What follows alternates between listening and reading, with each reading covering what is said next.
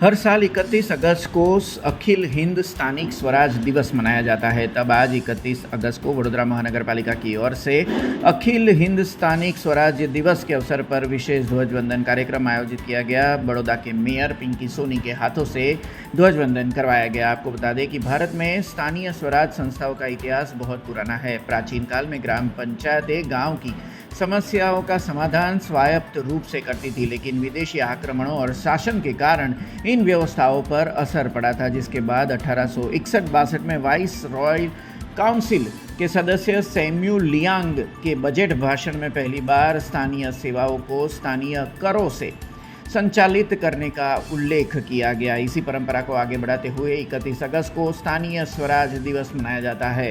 इसका मूल उद्देश्य है कि नागरिकों को बेहतर शिक्षा, प्रशासनिक कार्यकुशलता और सुविधाएं उपलब्ध कराना है। तब आज बड़ौदा महानगर पालिका की ओर से एक विशेष आयोजन के तहत ध्वजवंदन आयोजित किया गया था। इस मौके पर बड़ौदा महानगर पालिका के कई पदाधिकारियों के साथ कर्मचारियों की बड़ी संख्या में उपस्थिति देखी गई थी।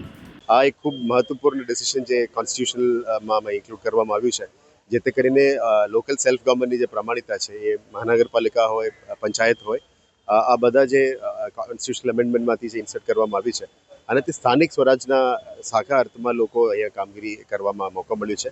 જે તે રાજ્યોમાં અને પંચાયતોમાં જે સિટીઝમાં જે લોકલ કાઉન્સિલ છે અને કાઉન્સિલ ઓફ એક્ઝિક્યુટિવ્સ છે એના દ્વારા જે લોકલ સેલ્ફ ગવર્નમેન્ટની અમલીકરણ થયું ત્યારથી સિટીઓ અને પંચાયતોની વિકાસ ખૂબ સારી રીતે થઈ રહ્યા છે। જે રીતનું ભારત સરકાર અને ગુજરાત રાજ્ય સરકાર સપોર્ટ આપતો આવી રહ્યા છે, વડોદરા મહાનગરપાલિકા એમને આભાર પણ આજે માનીએ છીએ અને જેટલું ઇમ્પોર્ટન્સ સેલ્ફ ગવર્નમેન્ટનું આપીએ છીએ આટલું જ પ્રમાણિકતા અમે વુમેન એમ્પાવરમેન્ટ માટે પણ આપીએ છીએ, જેથી કરીને જે 33%નું જેમના માટે જે ફાળો હોય છે એમાં પણ આપ જોઈ શકો છો કે આ મોટી ફાળોમાં અત્યારે કાઉન્સિલર્સ પણ આવ્યા છે, ખાસ કરીને બહેનો અહીંયા આજના કાર્યક્રમમાં ઉપસ્થિત છે। એટલે સાચા અર્થમાં લોકલ સેલ્ફ ગવર્નમેન્ટના દ્વારા વડોદરા સિટીનું જે મ્યુનિસિપલ સર્વિસીસ છે એ તમામ લોકોને મળે।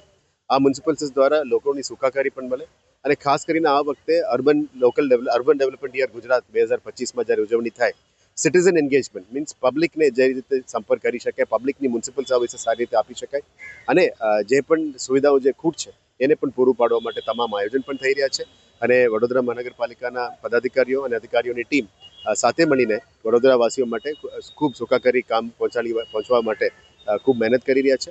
આમ તો સ્થાનિક સ્વરાજની સંસ્થા કહેવાય, પણ અખિલ હિન્દ સ્થાનિક સ્વરાજ દિનની ઉજવણી માટે કોર્પોરેશનની અંદર દર વર્ષે 31 તારીખે આ પ્રોગ્રામ કરવામાં આવે છે।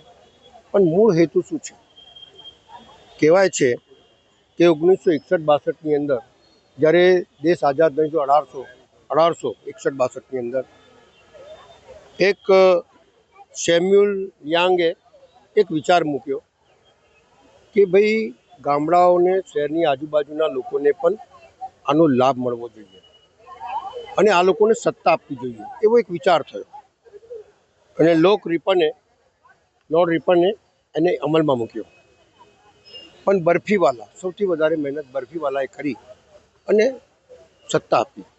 હવે સવાલ એ થાય છે કે સ્થાનિક સ્વરાજની સંસ્થાને સત્તા આપવાનો મતલબ એ થયો હતો કે આમની પોતાની આવક ઊભી કરે અને પોતાની આવકથી છેવાડાના માનવી સુધીને સુવિધા મળે, શિક્ષણ મળે, એ હેતુ હતું।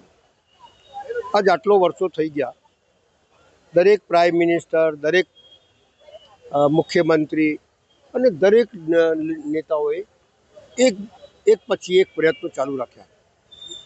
આજે આપણે કહીએ છીએ કે સ્થાનિક સ્વરાજની આ જ મહાનગરપાલિકાની આપણે વાત કરીએ તો સોર્સ ઓફ ઇન્કમ ઘટી, વધી નહીં, સત્તા ઘટી, વધી નહીં। વાત ભલે તમે ગમે તેવી કરી શકો છો, વાત સારી થઈ, એક વસ્તુ પર આપણે વિચાર કરીએ તો શિક્ષણ મોંઘું થતું જાય છે। 7 કરોડ રૂપિયાનો બજેટ આજે 160 કરોડ રૂપિયા પર પહોંચી ગયો।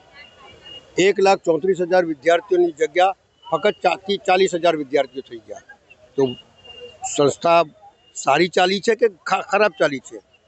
સર સયાજીરાવ ગાયકવાડે આપેલી આજવા સરોવરની ભેટ, જે વગર વીજળીએ અહીંયા પાણી આપતું હતું, વડોદરાની અંદર 3 ટાઈમ પાણી 180 રૂપિયામાં ત્રીજા માળે ચડતું હતું.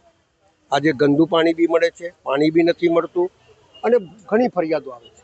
हमसे जुड़े रहने के लिए हमारे YouTube चैनल को सब्सक्राइब करें और नई वीडियो की नोटिफिकेशन के लिए बेल आइकॉन को दबाएं